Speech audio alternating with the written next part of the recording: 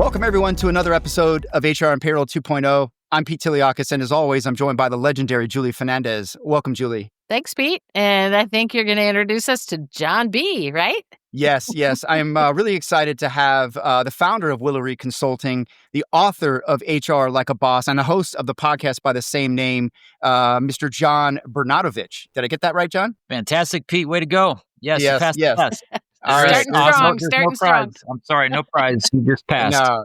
Very good. Very good. Well, look, it's excellent to have you here, man. We're really excited to learn from you and share with our audience. And as always, I'll let Julie do the honors to get us going. Yeah, John, if you've listened at all, we just really want to start by understanding, how did you find your way to HR? Few people seem to purposely start that way. What's your story? Actually, I graduated from college at Kent State University. Go Golden Flashes. I thought of a career in professional golf for about a week or so, but I realized I was not as good as most of the players that played Division I golf, but I was better than a lot, which was fun. I had a great time doing that. And I got a job interview for a company called ADP. Either of you ever heard of it before? ADP? No. Okay, never heard of it. It's a small little company from New Jersey.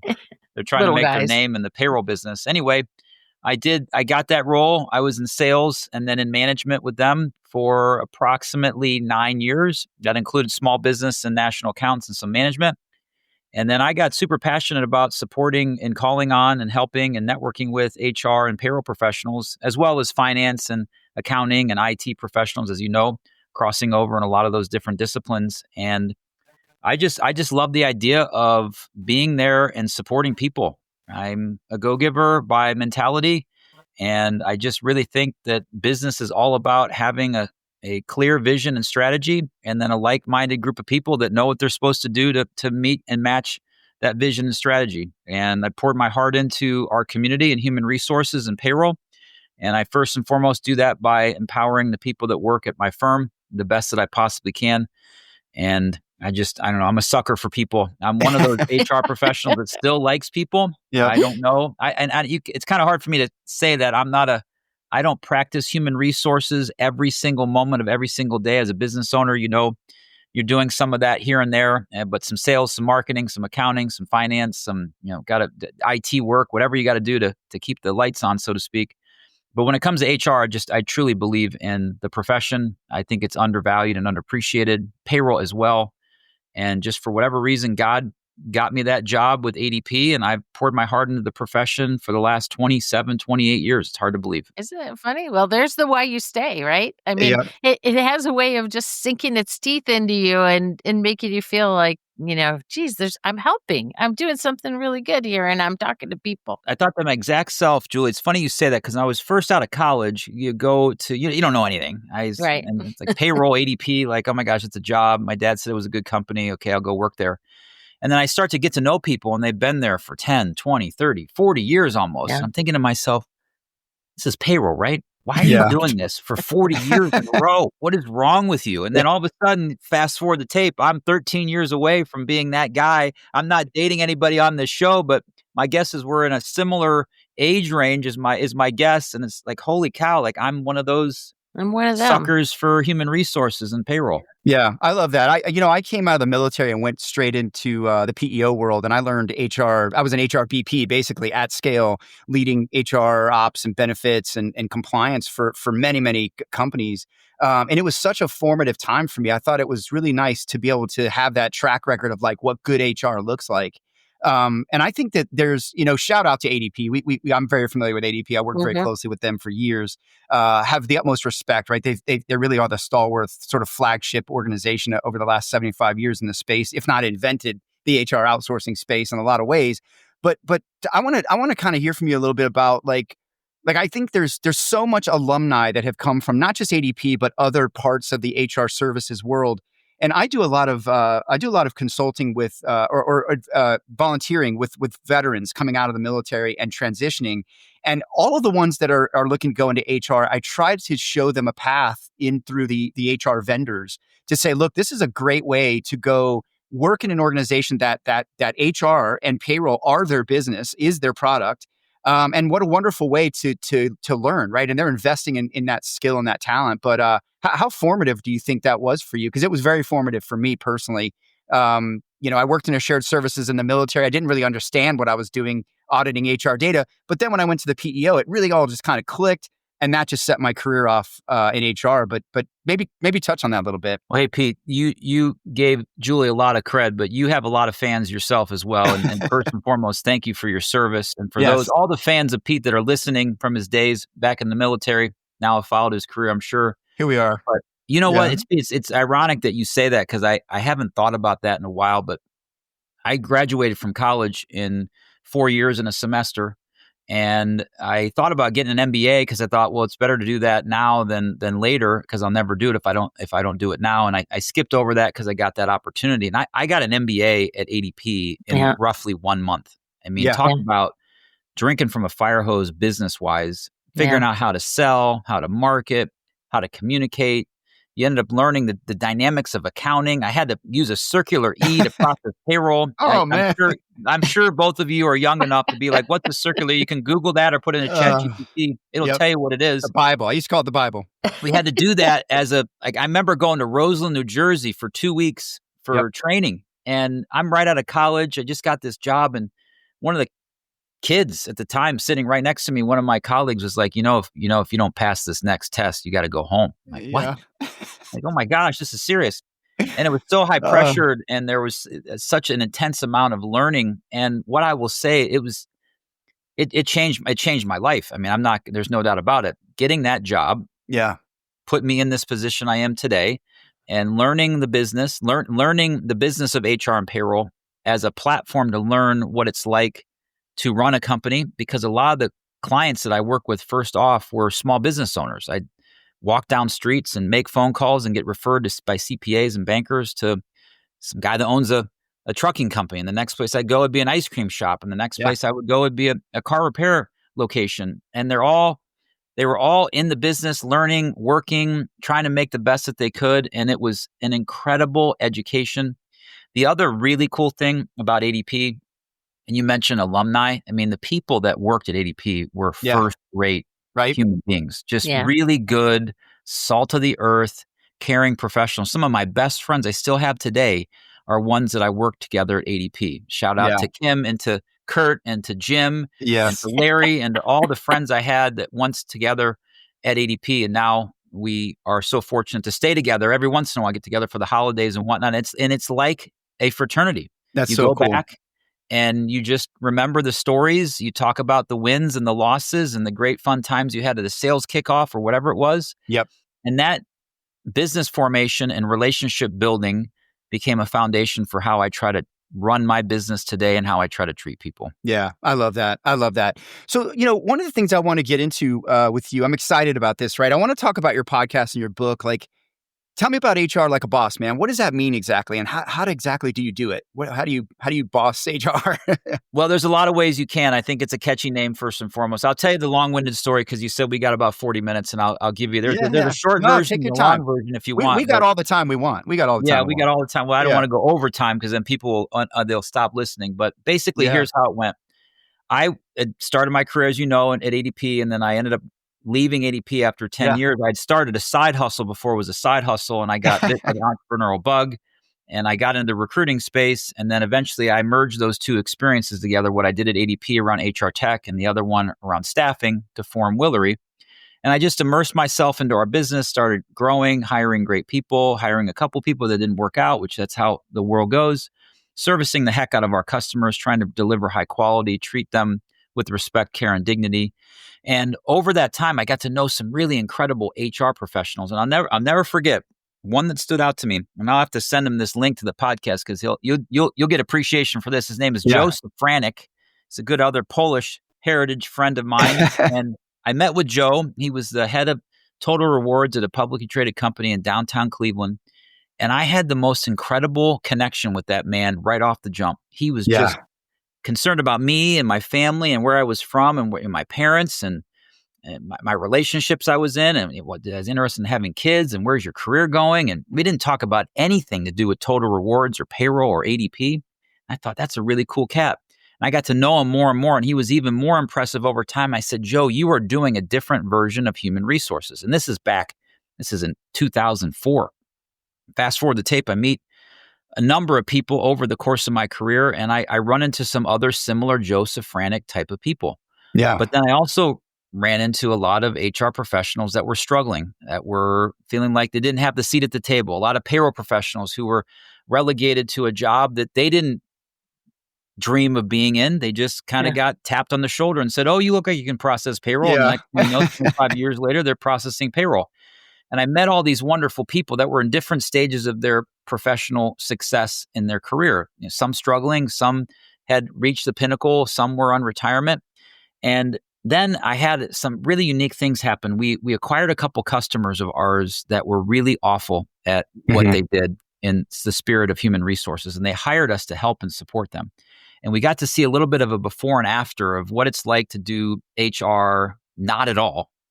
Or horribly, to doing it in a way that was caring and dignified and strategic and aligned to the business. And we started to hear rumblings after that of, oh gosh, this life's a little bit easier and the owner's a little less anxious and we have more money in the bank account. And all these things started to happen. And I thought to myself, well, we're doing something right. We're doing something good.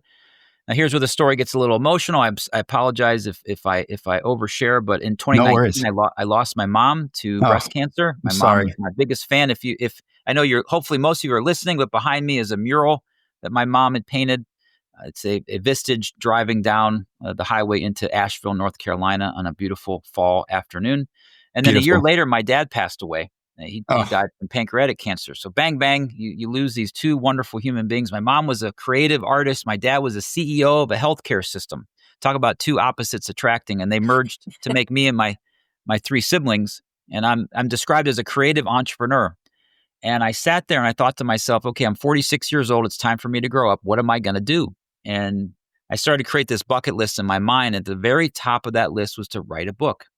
And the funny part about me writing a book was I actually went to college. My last 2 years, junior and senior year, I never bought a book because I realized my freshman and sophomore year, I paid the money for the books, never took them out of the bag and just took them back and lost 70% of my money for nothing. I just learned by listening and showing up. So I was that nerdy kid in college that went to every single class. They do exist. I sat in the front row. I got to know the professors. I asked them a bunch of questions because that's how I learned. I had a reading comprehension challenge, an issue I came to find out later in life. And here I am, I'm going to write a book. Like, what are you, crazy? And the only business book that I read from front to cover from the age of 20 to 46 was Who Moved My Cheese. And does that really count? Does a book count in the amount of time I shouldn't say it. Like, it sits by a toilet for a reason because it's a short read. And anyway, I'm writing this book and I start pouring my heart into it, and I start talking to my therapist because at the time I was in a really unique place, having lost both my parents. And she said to me, you have imposter syndrome. That's what your struggle is. You are impersonating a writer in your mind. You really don't feel like you are. And she started asking me about the book, and she says, John, you have a domain expertise in this area, and you have a story to tell. And she gave me a great piece of advice beyond that because her husband was in the publishing space. She goes, you don't write the book for anybody else other than yourself. Just write. And so I just started writing. And I just started getting things out. I was told by my writing coach, just don't edit your first draft. Just get the ideas out of your head. Just let them pound out. And luckily, I started reading around that time because I thought, okay, if I'm going to be a writer, I might as well have some domain expertise in it. So I read a few books. One of them was James Clear's Atomic Habits. I ended up pairing an existing habit, which was weekend time to myself in the mornings because my kids were sleeping in and my wife liked to sleep in at that time as well. And I used to have 2 or 3 hours in the morning. I would get up and just do whatever I wanted to. I'd work out, I'd veg out, I'd go play golf, whatever the case is. Well, I decided to start writing in that time. And I said, if I can write 1,000 words every single weekend, by the end of 1 year, I'll have a manuscript, 50,000 words. In the midst of all that, I talked to a couple friends. One of them was Steve Brown. If you haven't had Steve Brown on this show, you should. Okay. He's amazing. I can give you his contact information. Very well known in the SHRM we'll take community. It. Yeah. He actually connected me with the publisher at SHRM. And I'm like, well, thank you so much. But I'm a nobody, right? I have no idea what I'm doing. And I'm only a quarter of the way through my book. And anyway, I talked to Matt Davis, and Matt Davis signed me on the spot. He said, you were referred by Steve Brown. That's good enough for me. And I love the title of your book. And you seem passionate about writing it. And then it got really serious. Finished the manuscript, went through all the planning to market it. We launched the book October 23rd of 2023.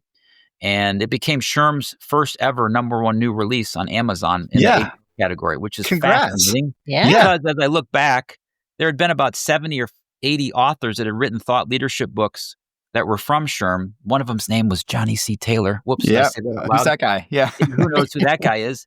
And then I realized that, okay, most #1 new releases on Amazon, they sell for 99 cents for the first week so that they can get that #1 new release. We were selling HR Like a Boss for $29.99. Awesome. Which makes that even more of a really cool accomplishment. Milestone, and here's the reason why. It had nothing to do with me. It had to do with the fact that people gravitated to the idea of doing HR in an amazingly awesome way.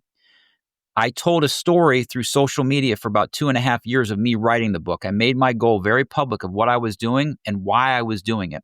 And I created this small that became a little bit larger in the HR community, and they were excited about it. They purchased it. We sold out on Amazon, literally had the sold out sign on Amazon. Somebody told me that's great. And another guy that's in the business says that should never happen, but it did. And HR Like a Boss is basically, the premise of HR Like a Boss is set on 5 foundational items: thinking differently, being different, being better, taking action, and making an impact. And I built the framework of all that concept around a presentation that I had done years before called HR Like a Boss. And that presentation turned into a manuscript, turned into a podcast, has now evolved into the HR Like a Boss community, which we have about 1,700 people that are involved in that. And then I'm been blessed to tour the country and maybe the world at some point, sharing the keynote of HR Like a Boss.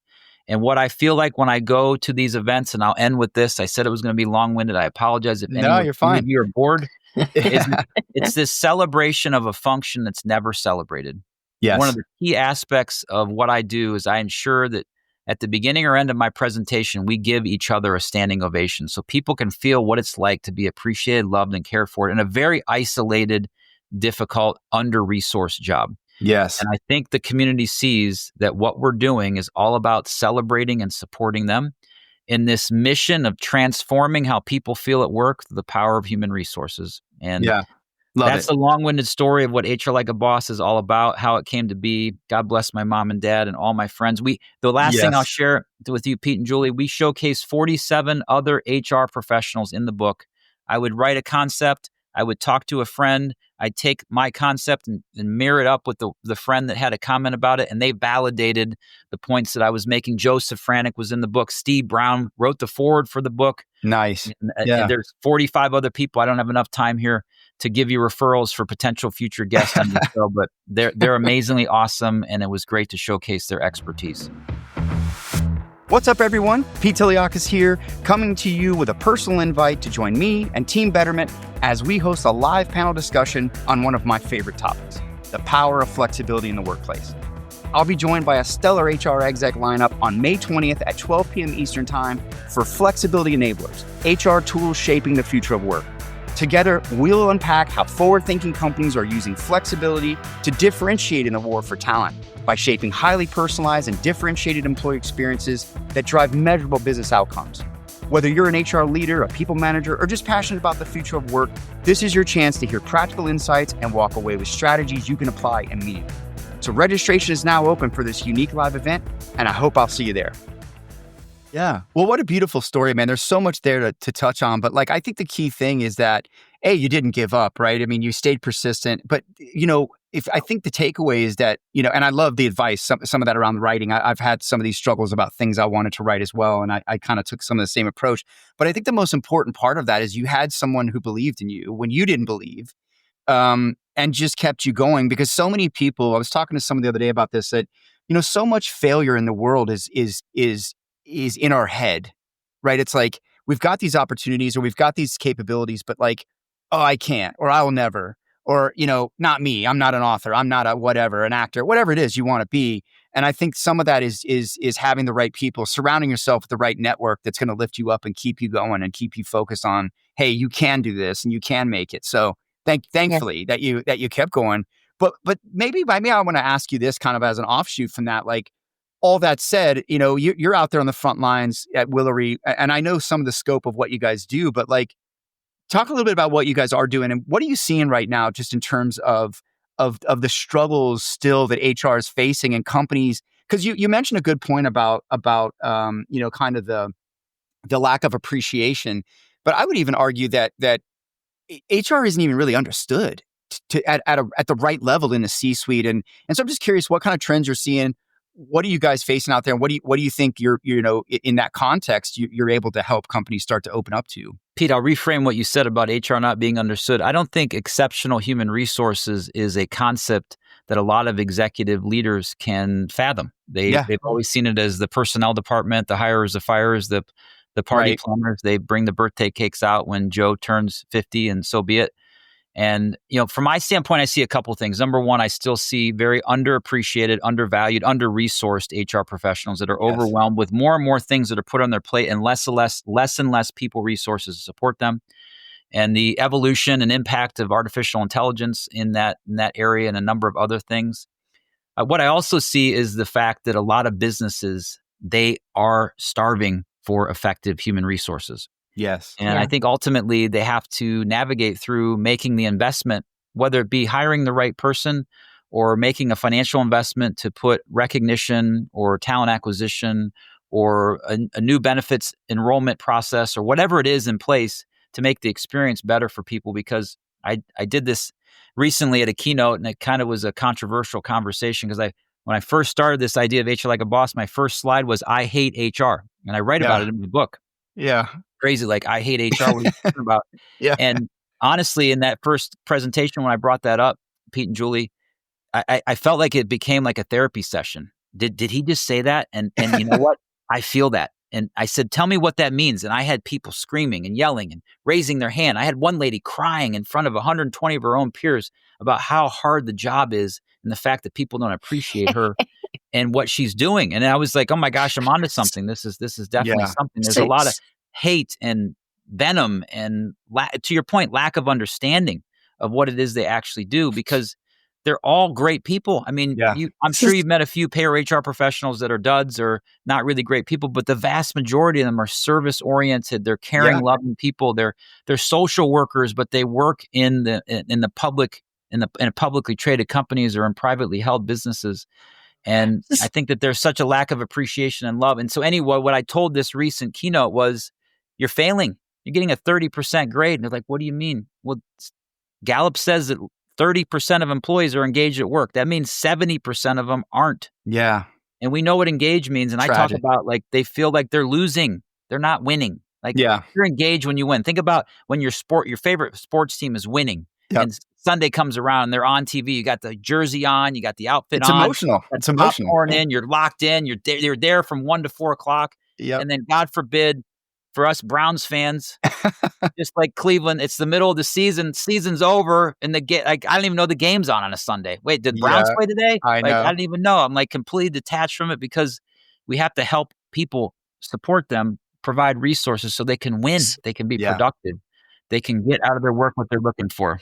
You're getting them into a room. You're saying, I hate HR. You like, this is the quintessential, I got to break you down so I can build you up. Like, is that what we're saying with I'm this just trying to thing? get their attention, Julie, and have a little fun with them and talk. I mean, it's a fact, right? You can't hide from the Gallup 12. I mean, it's one of the most well-known data points, at least from my perspective, in the human resource function. It has all those elements. I love it because of its simplicity. But no, I'm not trying to offend anyone. I know occasionally that I do when I say it, but I guess you got to move the needle a little bit, Julie, to get their attention. Oh yeah, and for the sure. idea is, what are we doing about it? Like, this is a data point. Are we just going to run away from it and ignore it? It's kind of funny. I ask people, anyone ever get a 30% on a test in college? That's usually how I start it. And they're like, no one raises their hand. Who's going to admit to getting 30%? Well, you're getting a 30% at work, according to Gallup 12. But anyway. Crazy. You said a very important word there that I've been trying to communicate to folks or to the market and the C-suites, especially with my research, is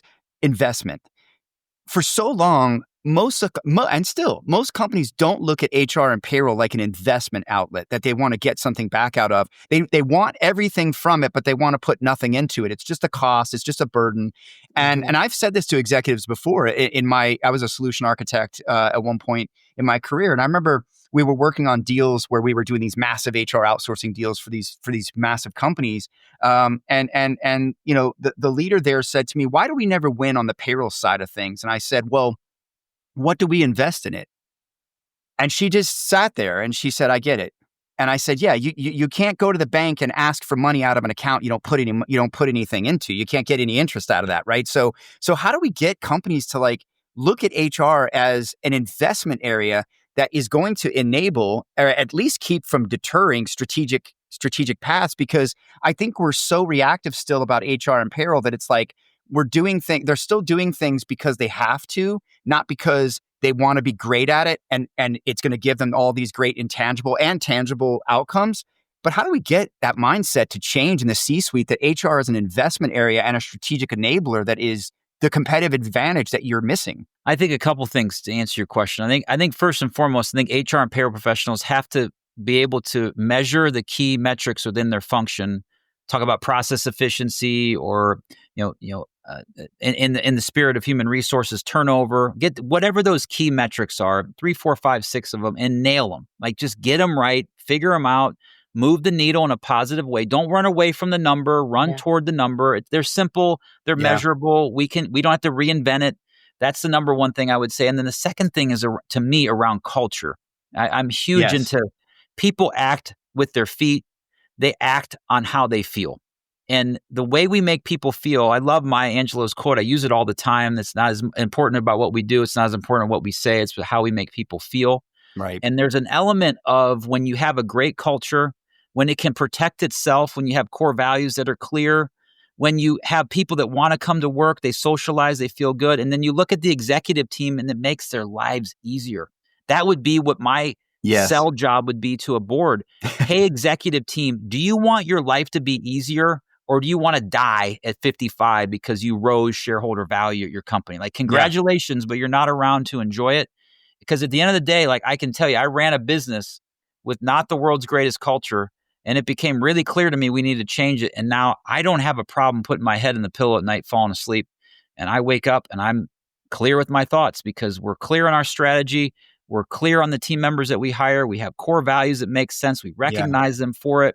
Doesn't mean we're always going to be as profitable as every other company because we have to make some investment. And the last thing I'll end with is this. It's just such an anomaly to me that human capital, people, are absolutely the number one indirect expense, and in many cases, direct expenses for any business. Generally, yeah. And why in the world are we relegating human resources just to make party plans? Right. I don't understand it. And that to me also as well, why isn't human resources running toward analyzing that information? I have this suggestion I make to human resource professionals all the time. You must have an emphatically rehire conversation with every one of your directors about their team every single year. That's a great point. Preferably every 6 months, because if they are emphatically rehired, promote them, get them into new roles, create new opportunities for them. If they're not an emphatic rehire, find a way to coach them up or coach them out, because those are the people that they're downgrading your culture. They're doing things that are causing you issues.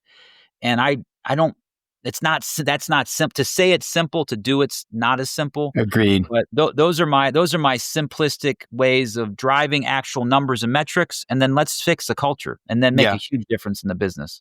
Agreed. I love that. Culture is everything for sure. Julie, you have something? Well, it's a lot. And then I think about folks that sometimes get charged with doing something that impacts culture or change, like OCM. And so often that's not even owned by HR.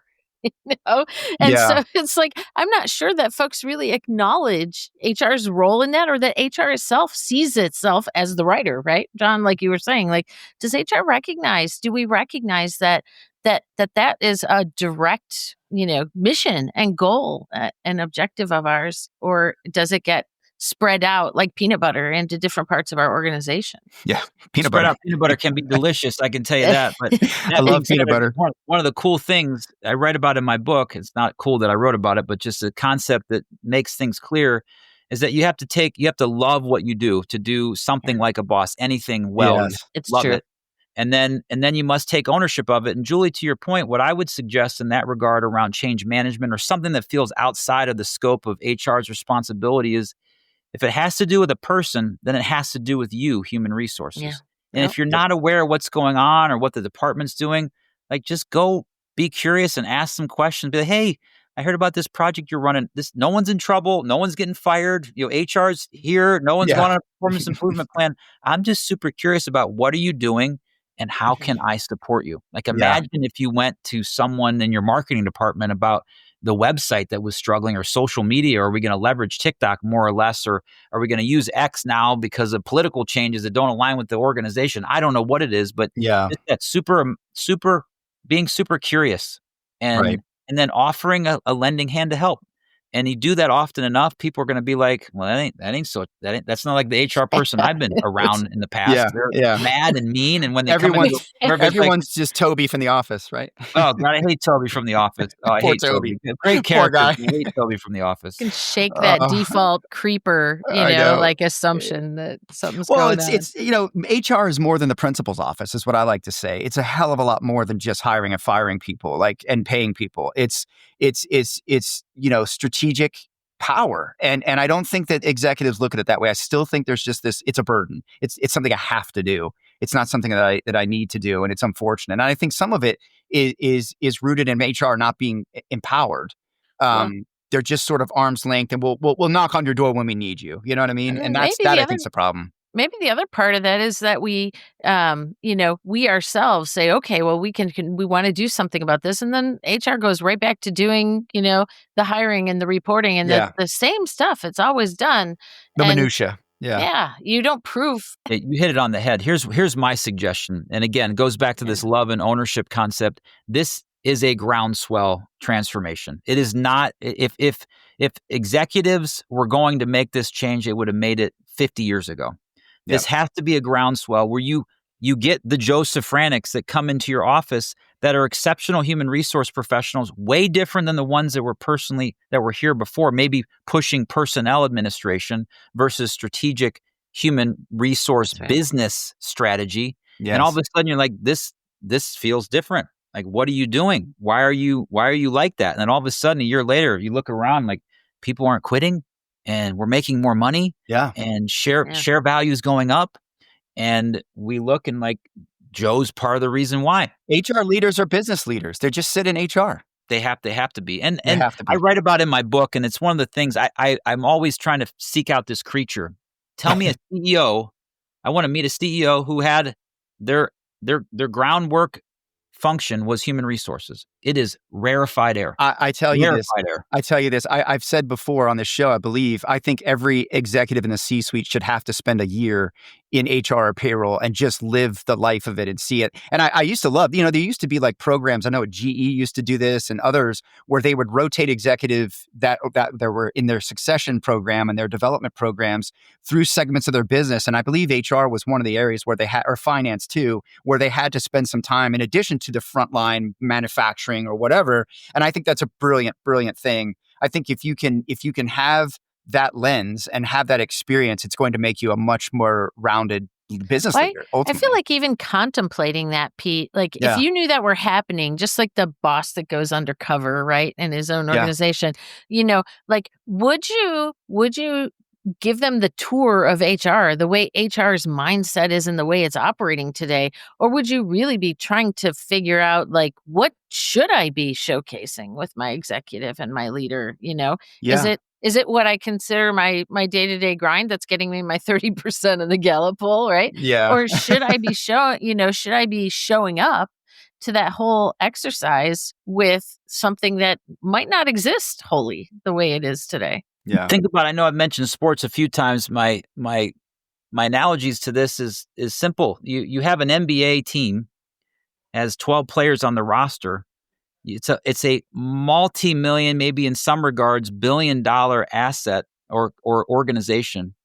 And do you know how much time, energy, and resource they put into those 12 players? They have so many coaches. Oh, yeah. They have all this workout capability. Like, I don't know if any of you had to recently get an MRI, but it takes weeks, if not months, to get an MRI. And for those of you not in the United States, it takes you probably even longer. If an athlete tears out his ankle or knee or something, they get an MRI like in 5 minutes. Yeah, that afternoon. So they have all these resources for their most important asset, the people they put on there. Like, why are we not doing the same thing in business? Yeah. Like our people are our business. Yeah. They create the strategy, they do the work, they slop the sink, they do everything that we need to do to make sure that business gets done.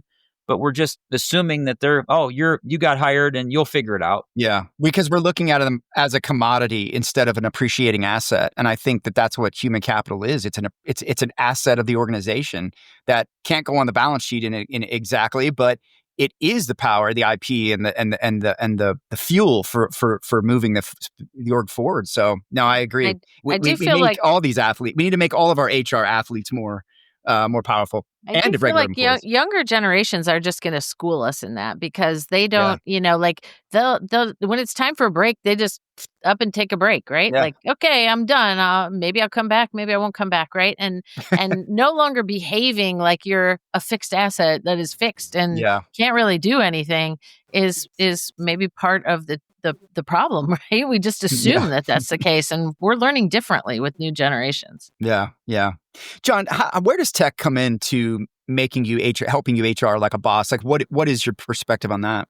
Dedicated a whole chapter to it. Chapter 11. Start off with my friend Tim Sackett, another great potential guest if he's not been on the show. Love Tim is an awesome thought leader and a friend from He's Michigan. a fellow Work Defined podcast, HR Famous. Yeah, HR Famous. Yeah, you got it exactly. I love that. Tim's a great guy. He was written or quoted in my book as saying, number one lacking competency in human resources is technology, and it's not even close. Data is second. And this is what I think at the end of the day, you in human resources, I hate to tell this to you, but you're not going to get more investments right now. You're going to get less. Agreed. But you do have technology that you have, I assume, within your organization, some sort of HR payroll benefits platform, time and attendance. I cannot encourage you enough to learn, understand it, leverage that tool to maximize the capacity of it, because it will make your job easier. You can push out work from a self-service perspective or other workflows or automations. And you need it because you don't want to be spending time pressing buttons or moving paper. You have to have automation and workflow so that you can do the strategic work. You can do the business strategy planning. You can actually leave your office and go to an org development conversation or an org change management conversation about, hey, what are you doing and how can I help you? You couldn't do that if you're bombarded in open enrollment and you had to do all that administrative work. And I think technology advancement and human resources, and having spoken about this and getting the gauge of it, it's just not a place that a lot of HR professionals feel comfortable. I think they feel even less comfortable there than they do when we talk about finances and profit and loss statements. And these are just foundational things as a business person we must do. Like think of the most successful people that you know. They probably leverage technology. They understand finances. If I'm talking about business success, they probably know a little bit about, or more than a little bit about, sales and marketing. Well, why can't an HR professional have that same diverse set of knowledge to be able to really impact the organization? Is flexibility the most valuable currency in today's talent marketplace? Pete Tiliakis here, inviting you to join me on May 20th at 12 p.m. Eastern Time for a live panel discussion featuring HR executives from Betterment, Payroll HR, and Thread HCM. And together we'll share how modern organizations are leveraging flexibility enablers to shape highly personalized and differentiated employee experiences for talent strategies that drive measurable business results. Plus, we'll share proven strategies for hybrid and remote working success and best practices for aligning your HR, payroll, and benefits in support of a flexible workplace. So don't miss the opportunity to learn why flexibility is the must-have competitive advantage in today's workplace. Register at the link in the post, and I'll see you on May 20th. Yeah, I agree. It's one of the biggest problems. We've talked about this too. I've seen over the years as a practitioner myself, as someone who has consulted and obviously helped companies. One of the things that I notice about HR is HR tends to get rutted into a lane, right? I'm a recruiter. I'm a learning whatever. I'm this, I'm that. And they don't often see the big picture because they're so focused on what they do in their little world.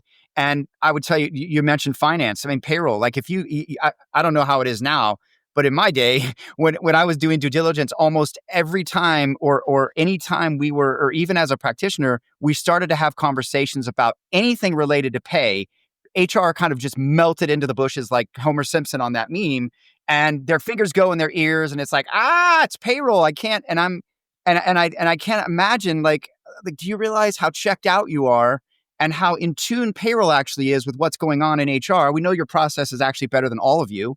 And yet they distance themselves from it, and they run from it. And it's like, why not lean into these things and diversify and work together?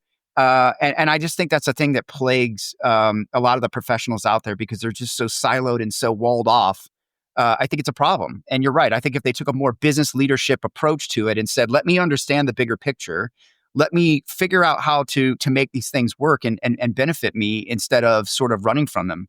I don't get it. And yeah, bums me out. Julie, you see that, right? Julie, I think you just got the perfect topic for next year's APA Congress, how to build a better relationship with your HR colleagues. I did that once in Cleveland. Right. Yes. And it was amazing how many people showed up and how much they dished on HR to begin with. And I said, this is part of the problem. You understand this. Yeah. They're not here and we're talking badly about them. Yeah. We need to talk positively about them and build a better relationship. And I can't agree with you more. But you're talking about numbers and finance. And I think sometimes HR professionals, I got into HR because I like people. I'm not really good at math. Like, I get that's a reason, but it sounds like a bit of an excuse. Yeah. Because at the end of the day, the scorecard for a business is your P&L. It's it's how your business is measured. That's exactly it. The adjacent skills around it, business case. They might not do like payroll and go la, la, la, right? But it's still, the first thing is going to be, well, we care about that we have the right fit and the right quality and the right characteristics and the right features. And no, it's not about the money. And you're thinking, okay, this is part of your problem too. No, I agree with you. I agree that, John, one of the things that I'll say, maybe folks don't want to hear this, but it's the truth, is I would argue that HR is one of the most disrespectful groups to payroll of any of the organization. And I think that's largely because they don't understand it and they don't actually respect what those folks do. I saw that a lot, where it's like, oh, that's just payroll. We don't, whatever. And I think coming together is really important right now, and I would love to see that happen more. Do you feel that's happening, or you're shaking your head? I will never forget. I once sold a deal at ADP. Yeah, HR payroll deal to the HR function, and we went to do the kickoff, and they invited the payroll manager to that meeting, and I have never felt such discomfort in a meeting in my life. Yeah. The first time she found out about the fact that they switched systems is when they got the meeting invite to the kickoff to the new HR and payroll system. Yeah. And rightfully so, that person sat in that room and she was pissed off. I mean, so pissed off. And I regretted how we sold that deal when I had that experience. I regretted that because it was not the right thing to do for that organization, even though I was following the guides of the HR, my coach inside of the business that we ended up selling the deal. Like, I was paid to sell the client on ADP, but I will never forget that. And I agree with you, Pete. There's something up with it. It's funny because, again, I'm bringing up sports events. It's like I just went to Pittsburgh recently. It's like Cleveland and Pittsburgh. We're like brothers, but for some reason we can't get along with each other. The cities are exactly the same. We have our own little weird like cities and cultures inside of a city. And HR and payroll, they sit side by side. They're so intertwined with one another. We need the segregation of duties between them clearly, but at the same time, there's got to be a great formation of relationship. And to me, what I think it is they just don't understand what the other side is doing. They don't. They don't respect it. We're on the same team. We're on the same team. And it isn't part of it, though, the fact that, we call out those two groups. And HR, I think a little bit in HR's defense, HR would say, well, you keep calling me HR, but in fact, I'm recruiting and I'm learning and I'm performance and I'm benefits and I'm total rewards. And I'm, already that HR umbrella has to cover, 6 or 8 domains of things, and then we add engagement, all this other stuff. And so not to be, to demean the fact that, yes, there's something there. There's definitely something there, but there's also this broad scope. And so payroll is one of, is it 8 or 10 or 12 things? And it's not the one they maybe they own it or maybe they don't. Right. But I think there's so much to that umbrella that not only do we have to sort out that relationship with payroll, but we also have to sort out how we think about that whole umbrella of HR goods that's in the package. Right. Yeah. so difficult to do HR well, Julie, to that point is there's so many disparate responsibilities. Tell me another department that has that varying disparity of responsibilities. You mentioned them, 10, 12, 15 Yeah. of them. Yeah. And you can only do a few. It's just like anything in life. If you have 15 things to do, you can only do just a few of them really, really well. And the other Yeah. ones get lost in the shuffle or not done quite as well as they could be. Yeah, it's important to remember. We've talked about this too. Is payroll is one of the few, especially in a publicly traded company, maybe accounting. Payroll is one of the few processes where your CEO can go to prison if they don't do their job, and I don't know that a lot of folks even realize that. And it's scary. So hopefully we get more modernization. But look, I want to ask you, when it comes to organizations that are struggling, and we know there are still many, many of them. Maybe they have some of these issues we've talked about. Maybe it's other things. Like, what is your advice to someone, an HR leader right now that is in an organization that wants to do it? Because I've had some recent conversations with executive leaders in the C-suites that they know they need to do something. They know they need to do more with HR. They know they need to get more strategic. They know they need better tech and better data, but they're paralyzed. They're literally paralyzed. They don't know how to move forward. Like, what's your advice? Like, what do you do in that case when you are kind of in a paralyzed sort of state? I think some of that paralyzation to me comes from you're so focused on the outcome that you're not necessarily focusing on the areas that are going to change the outcome, which are people and process improvement, technology advancement. Those are the things that are going to move the needle to allow you to do things better, cheaper, and faster. It's just not, hey, we need to sell this many widgets or we need to improve our efficiency within our hiring process of this or reduce our turnover. That's an outcome. We got to layer all the way back to all the things that cause us to have a high degree of turnover or not being able to produce the number of widgets that we have. And I got a great piece of advice from a friend when I was writing HR Like a Boss. They said HR professionals need a how-to. Okay, how do we do that? And we built. I was told you need a money chapter in your book. So chapter 14 of our book is the HR Like a Boss business plan. We have 5 foundational items that we talk about. The first is, do you have a purposeful commitment? Do you know why your business exists on this earth? What is the good it's trying to do in the world? And then you build your core values, your mission, and your vision from that foundational piece. Second, people-centric. Are we people-centric? I have this saying all the time, is that if you look your CEO in the eye and say, are we a people-centric organization? What will you put ahead of our people? Tell me that you won't put anything in front of them. And if they waver or tell you something else or their shareholder value or their boat they want to buy or whatever the case is, then you got a problem. You got an uphill battle. We have to be people-centric. Next from there is process continuity. To me, it's all about iterating. Like anything that you want to change, look at the process. Just anything that's not working right, look at the person responsible for it and the process that you have. Because my guess, out of one of those two or the combination, there's an issue. It needs refined. It needs overhauled. It needs iterated, whatever the case is. Then if we do that purpose, we have the right people, we have processes that have continuity, then we can start to look at productivity effectively. And I make productivity as simple as possible. I challenge HR professionals. This is another area, Julie, where I try to clear the room by insulting my HR friends is you write terrible job descriptions because I don't understand them. I don't get them. I don't know what the most important thing I'm supposed to do with my job. Because here's the thing, we all have such short attention spans, and it's going to get worse and worse. If you have a short attention span, you get back redirected into life of work, then that number one thing you're responsible for better be clear. It better be measurable. Yeah. You better know where you stand at any single moment. When you do it well, get recognized for it. When you don't, be held accountable. Yeah. And then, okay, if we do all those 4 things, guess what we can talk about? Profitable characteristics. What makes up profit within our organization? This is something I'm really steadfastly pushing inside the business community. Every single employee should understand how to read your financial statement. Everyone. Great point. Intern, CEO, CFO, head of HR. I don't care what the role is. They need to understand every component because then all of a sudden they're going to be better employees. And on top of that, they're going to become better investors because they understand how to read a profit and loss. I know when I took an accounting course in college, it didn't mean anything to me. I could have cared less. Debit, credit, revenue, costs, et cetera. Right? It was just all gibberish. But then when I could practically apply it into my business at ADP, or certainly in my own business now today, those are real dollars. I know the people that are costing us that money, and it goes a long way. And those are the foundational items. If you're stuck in it, you have to build a system. You have to have a set strategy to do it. And we try to develop that in the book. And it seems to be resonating with people quite a bit, which is pretty cool. The business leader mindset, I think.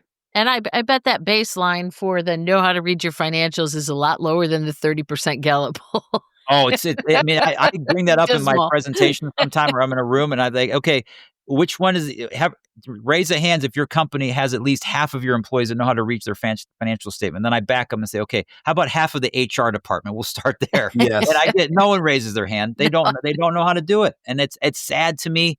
It's not that they don't know how to do it. I shouldn't say it that way. They just haven't invested the time to Yeah. to learn it, because all of a sudden, imagine again, similar situation. You walk into your CFO's desk or office and say, "Hey, Joe or Jim or Sally, I want to better understand our financial statement." What do you think they're going to say? "Oh my gosh, I would love to tell you." They're going to nerd out about it, and they're going to take you to other places so you understand it.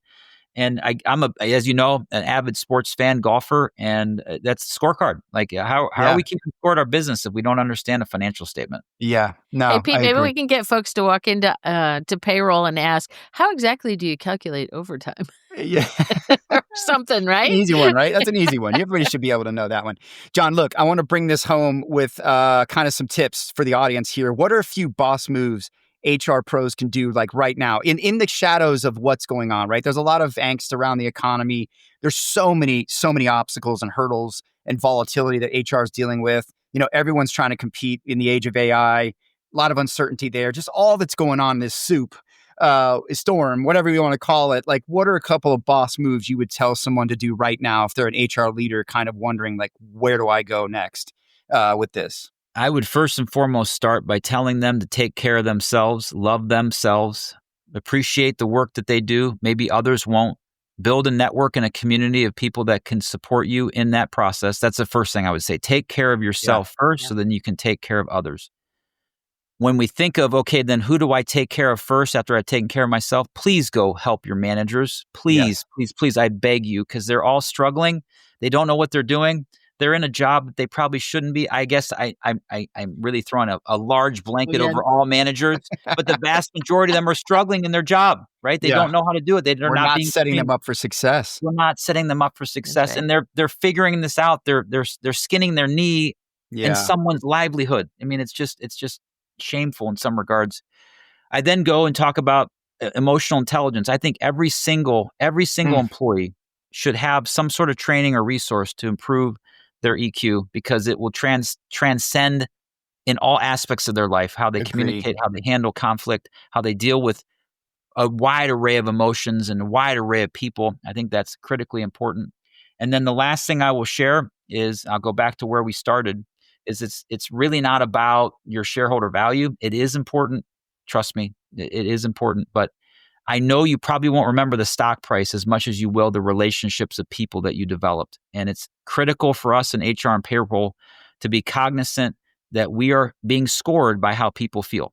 And they're going to do their job exceptionally well if they're safe and comfortable and feel in charge and accountable and empowered.